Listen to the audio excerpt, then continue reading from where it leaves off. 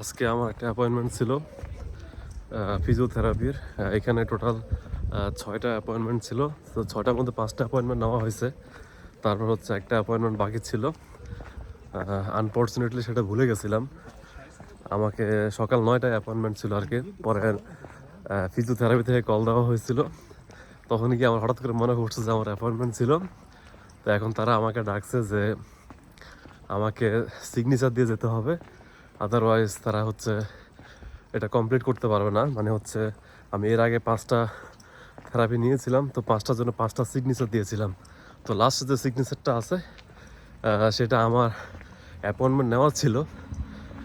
ওই যে আমি যে টাইমটা ব্লক করে রাখছিলাম, ওই সময়টা তো ওরা আমি না আসলে অন্য কাউকে দিতে পারতো। তো যেহেতু ওই টাইমটা ব্লক করা ছিল, তার মানে হচ্ছে আমাকে টাকা দিতে হবে। এখানে এক একটা থেরাপির অ্যাপয়েন্টমেন্টে প্রায় 30 থেকে 35 ইউরো বা সর্বোচ্চ 40 ইউরো হয়ে থাকে। প্রায় বাংলা টাকায় 5-6 হাজার টাকা পড়ে যায় এক একটা থেরাপির জন্য।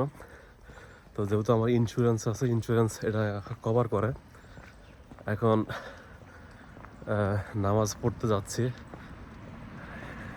তার আগে এই যে এখানে থেরাপি সেন্টার, এই যে বিল্ডিংয়ে, এইখানে হচ্ছে এখন এদেরকে 6টা সিগনেচার ফিল আপ করতে হবে। ফিল আপ করলে ওরা হচ্ছে ইন্স্যুরেন্স কোম্পানিকে দিবে, দেন হচ্ছে ওরা টাকা পাবে।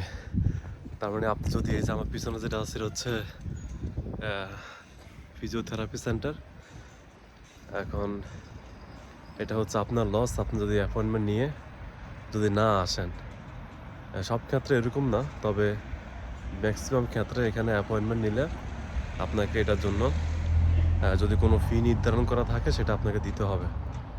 কারণ এখানে সময়ের ভ্যালুটা খুবই বেশি। তো আপনারা যারা এরকম টাইমলি অ্যাপয়েন্টমেন্ট নেবেন যেখানে টাকা দিতে হয়, তো এটা অনেক ক্ষেত্রে রিশিডিউল ওরা করলে করতে পারে, ডিপেন্ড করে। বাট এটা ওদের উপর ডিপেন্ড করে যে আপনি টাকা দিবেন, টাকা দিলে ওরা আপনাকে থেরাপি দিবে, আদারওয়াইজ দিবে না।